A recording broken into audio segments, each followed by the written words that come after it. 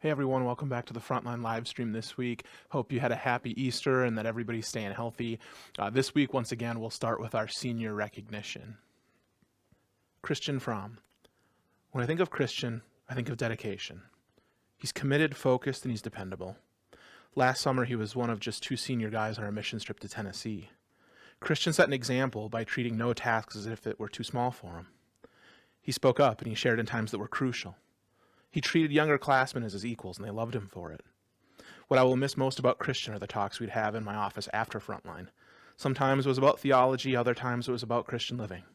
But he's always had a very teachable heart. J.J. Preston. I think J.J. has had to listen to me preach and teach more than any other person in the world. From youth group to Sunday school, retreats to missions trips, and student leadership to summer camp, we've spent a lot of time in the Word together. JJ's a sharp guy who both listens and contributes in meaningful ways. He seeks to smile and bring joy to any situation that he's a part of. What I admire most about JJ is his heart for other people. When it comes to working with kids, he's a natural. I've watched him stick with situations even when they've been hard, all the way to completion. That is a remarkable testimony. Belle Helseth. When Belle arrived at Frontline at the end of her 6th grade year, it was abundantly clear to me that this is going to be our next Miss Youth group.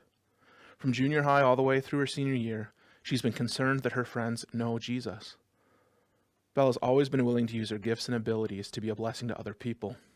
Thanks, Belle, for years of leadership and taking charge of the music at Frontline. I told you in 7th grade, stick with me and we'll go on many adventures. And I'd like to think that I held up my end of the deal just as well as you did. Thanks, Belle, for your loyalty and for your friendship.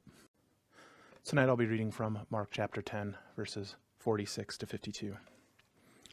Then they came to Jericho.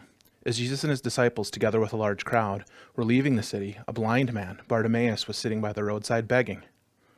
When he heard that it was Jesus of Nazareth, he began to shout, "Jesus, Son of David, have mercy on me."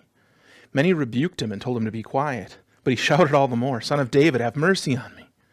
Jesus stopped and said, "Call him to me." So they called the blind man. "Cheer up, on your feet, he's calling you." Throwing aside his cloak, he jumped to his feet and came to Jesus. "What do you want me to do for you?" Jesus asked him. The blind man said, "Rabbi, I want to see." "Go," said Jesus, "your faith has healed you." Immediately he received sight and followed Jesus along the road. In 10th grade, I was in chemistry class, and I was miserable. So here's a picture. Here's me right around 10th grade. Don't let the picture fool you. I'm not that thrilled. Actually, I'm quite miserable. Miserable because the Vikings lost in the NFC Championship game, 41-0 to the Giants. I'm also miserable because it's the second semester and I'm in chemistry class. And chemistry was starting to use math. See, I liked science until science started to having math involved in all of it. I didn't get it, I struggled with it, and I didn't like it. So a couple weeks into the class, I turned around and I looked at the clock on the back wall. And next to the clock is a sign that says, "Time is passing. Are you?"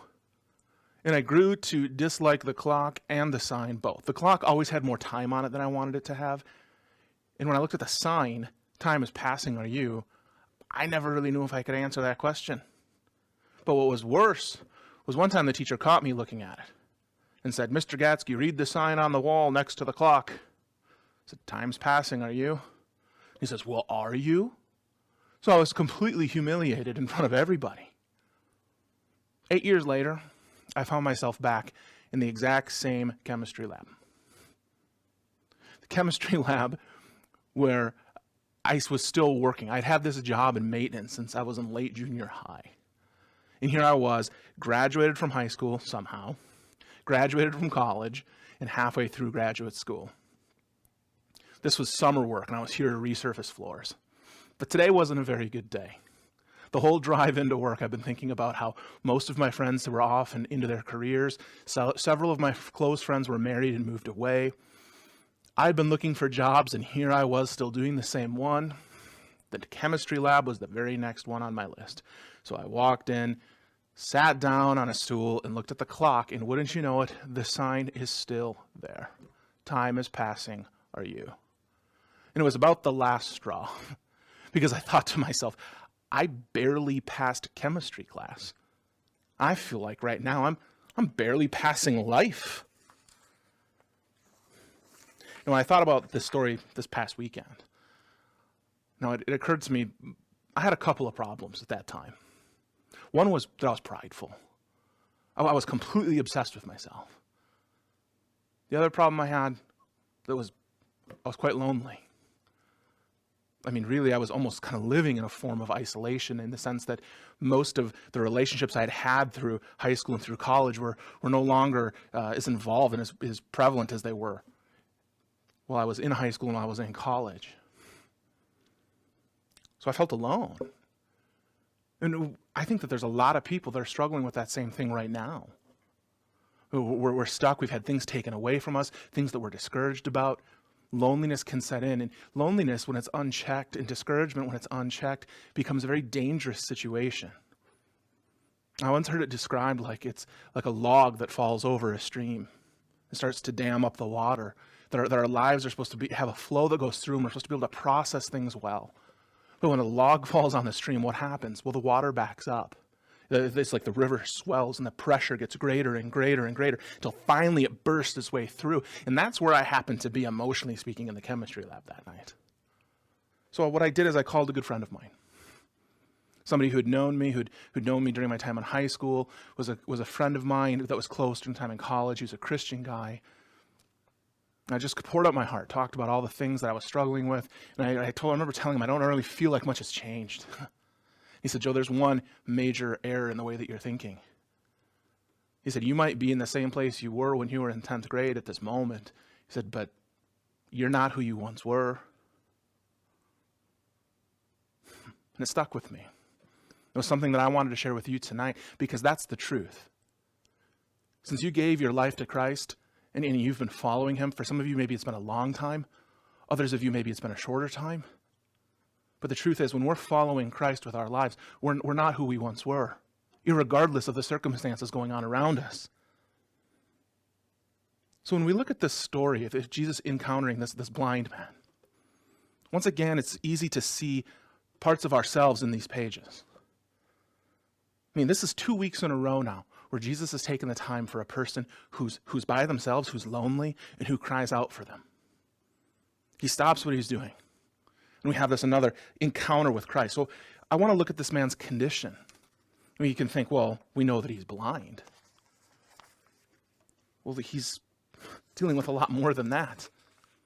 I mean, you think about what it means to be lonely. Imagine going through life lonely and blind.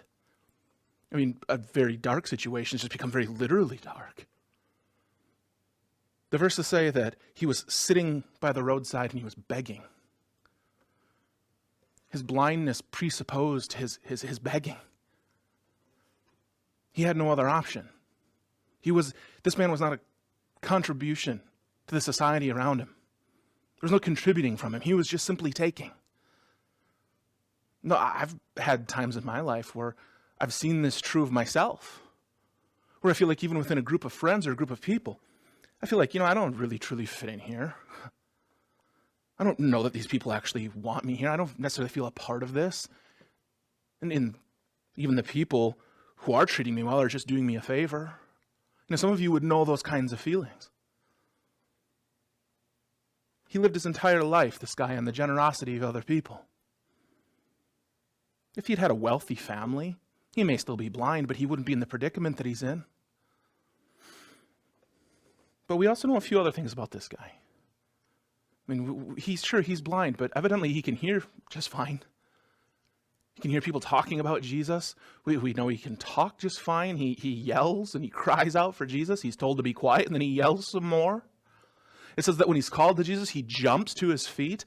So physically, it seems like he's doing okay, other than the fact that he's blind. But the fact that he was physically blind doesn't speak the whole truth. See, spiritually, he's blind too, the same way that we're all spiritually blind before we know Jesus. The truth is, we're all simply beggars at the gates of heaven, hoping for mercy. I mean, this town that we live in is full of people who are blind. I've had lunch with some of them. I've had lunch with people who are truly blind in a spiritual way. People that say, this stuff about Jesus is interesting. I mean, I think if there's a God, it's probably him. I believe that he died on a cross, that somehow, but really I just have a hard time putting it all together. I have a hard time seeing it. I have a hard time feeling like I really can have a relationship with God. And I've actually even asked a couple of these people, do you pray for Jesus to make himself clear to you? I mean, do you cry out to him to bring you near? Do you go to the places where you're most likely to get a glimpse of Jesus? Most times the answer is something along the lines of people hanging their heads. It's clear that the desire to know Jesus, the desire to interact with Jesus, the desire to see Jesus isn't at the top of their list.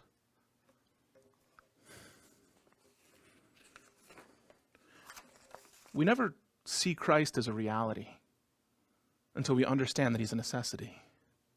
Did you catch that? We never see Christ as a reality until we understand that he's a necessity. That's why many people's testimonies are of coming to know Jesus, of coming to follow him out of really trying and challenging circumstances. But we find ourselves in situations where we don't have answers. And we're forced to cry out to a God should there be one. And it's then that Christ hears our cries. He calls us to him. So now we understand this man's physical condition. Now I want to consider another aspect of the story, and it's the crowd's reaction. The verses say that Jesus and his disciples were together with a large crowd. And large crowds are interesting groups. And for years, my brothers and I had season tickets to the Vikes, and we would go Sunday after Sunday. I mean, we loved it. But I learned some things about the crowd. And I remember one Sunday when the Vikes were getting blown out, common story.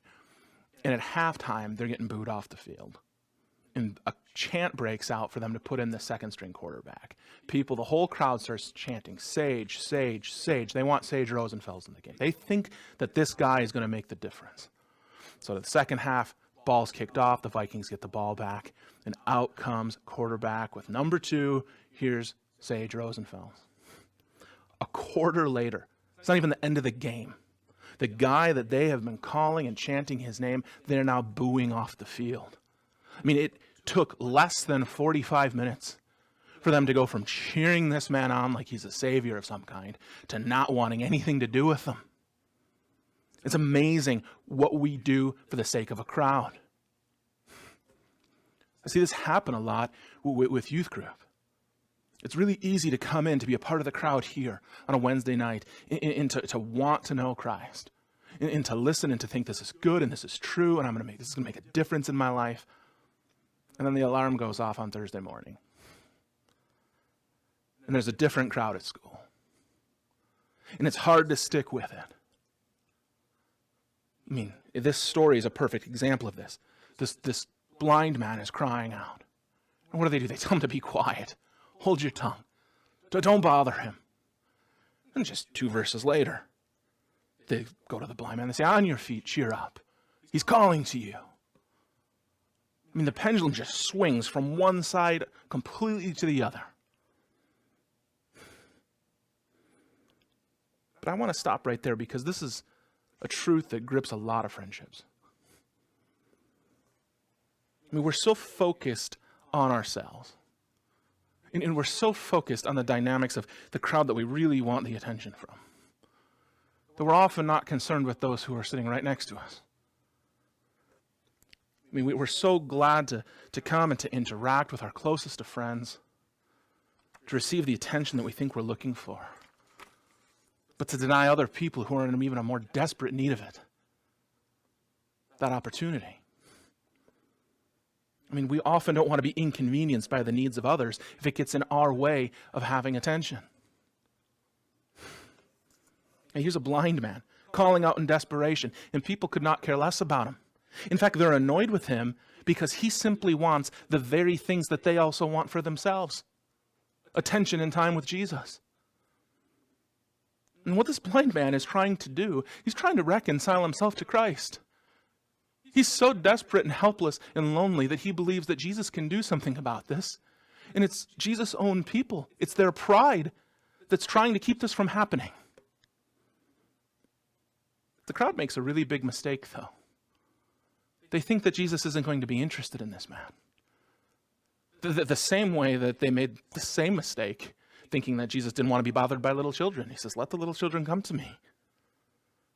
So what does the blind man do? He keeps yelling. They tell him to be quiet, he just keeps yelling. There's a lot of power in that verse, because a lot of people don't want to cry out for Christ. A lot of people don't want to cry out once, let alone continue to cry out even when they're told not to. I mean, so few are willing to look foolish in front of the crowd. Jesus hears the cry the same way he hears all of our cries. And he's going to respond to him. He says, call him to me. There's an important distinction to make. It doesn't say Jesus called him. It says that Jesus says to his disciples, call him to me. You go and get him, and you bring him to me. See, he tells his disciples to bring this man to him the same way he tells all of us to bring other blind to him. I mean, let's just be honest here with ourselves for a second. We don't like having to go and call other people to Christ. You know, oftentimes we come up with reasons to say, well, I don't know how to call people to Christ. Or I'm too afraid to be rejected in calling people to Christ. If we're being really honest, most of us just don't like to have to do it. We don't want to put ourselves out there. We don't want to inconvenience ourselves. We don't want to change the dynamics of the group that's in front of us, the crowd that we're choosing to be a part of that's around Christ. We don't want somebody coming in and changing what all of that looks like.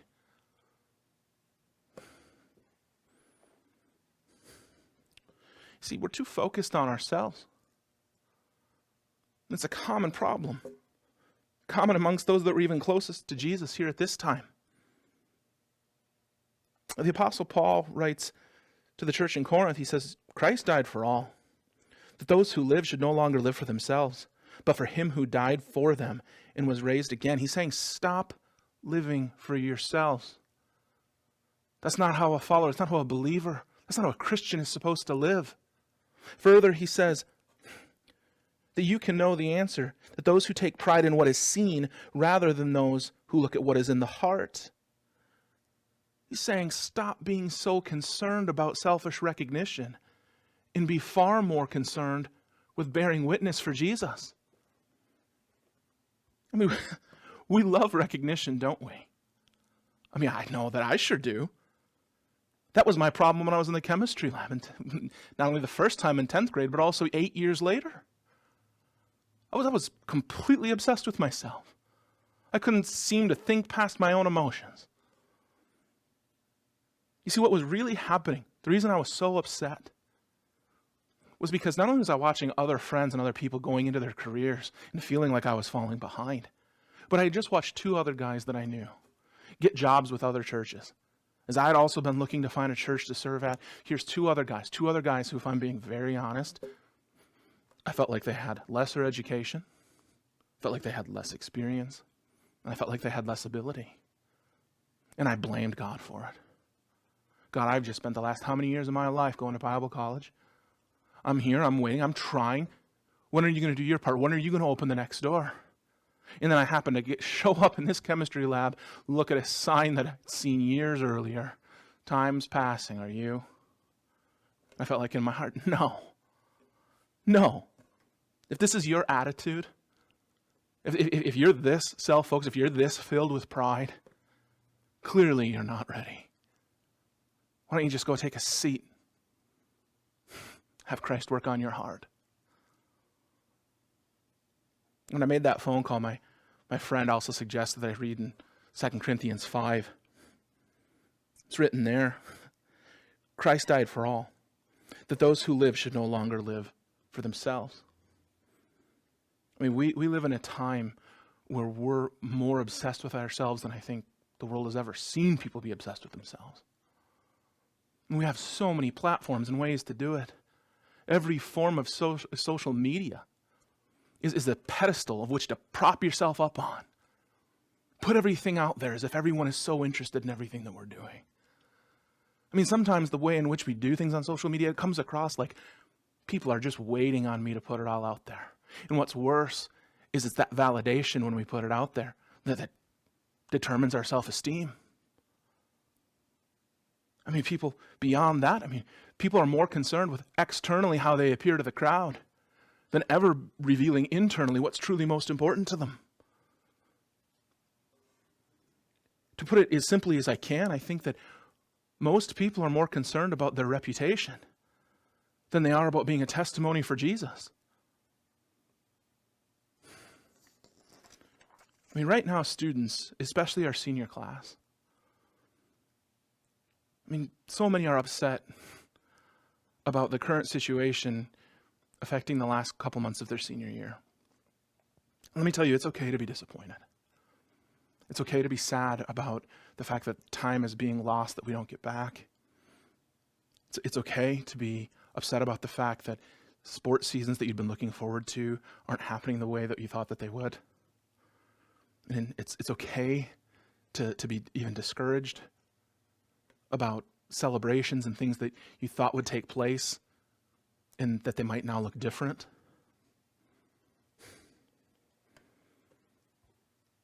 But your life is so much more than just a culmination of your senior year, of your athletic and academic accomplishments, and your social reputation. You see, good grades, quality friendships, athletic achievements, they're all good things. But outside of Christ, and if Christ is not central, they don't mean anything. I'm here tonight to remind you of a greater truth, one that I was reminded of 8 years after I'd been in sophomore chemistry class. It's that I was not who I once was, and that was greater cause for celebration than anything that had happened in that 8-year time frame. You see, what you have found in Christ is a far greater value than anything you can ever find in this world.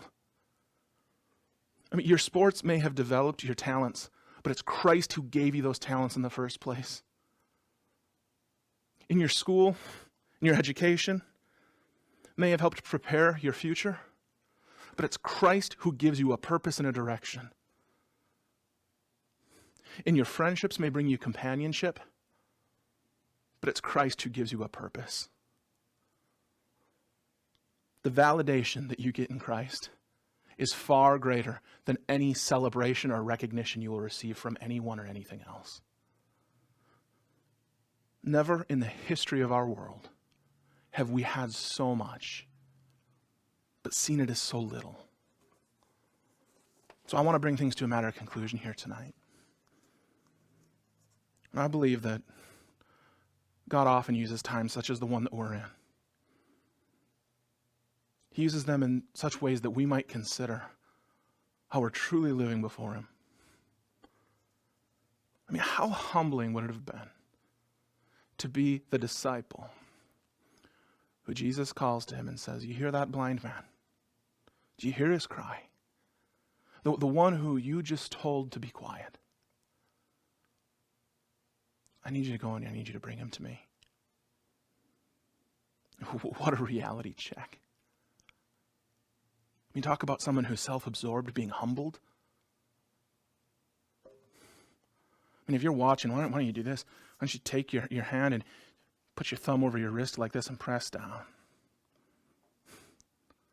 If you feel that, that's your pulse. And every person who has one of these is just as important to Christ as you are. That's exactly what happens here in this passage. You see, this was the truth I learned that night in the chemistry lab. The greatest use of my life would never be my education. The greatest use of my life would never be any of my athletic achievements. The greatest use of my life wouldn't be how funny or how good of a friend my other friends thought that I was. The greatest use of my life would happen when I'd surrender to Jesus and be a vessel of His truth to the people He placed in front of me. See, Jesus changed the blind man's life instantaneously. It's not just that he can see the world around him through his own eyes, it's that he can see Christ clearly. The blind man can see about himself, I'm not who I once was. Hear me tonight. It's okay to be sad. It's okay to be discouraged. It's okay to even be a little bit frustrated. but don't stay there real long. I mean, these Wednesday nights are a challenge without you here in person. I miss you guys more than I can possibly express. But as I walked around here tonight, I thought to myself, none of this in here happened by accident. You see, what really happened was that you students heard Christ's call to go and to find the blind. You heard their cries, and you brought them with you. Many of them have encountered Jesus, and their lives have been changed forever.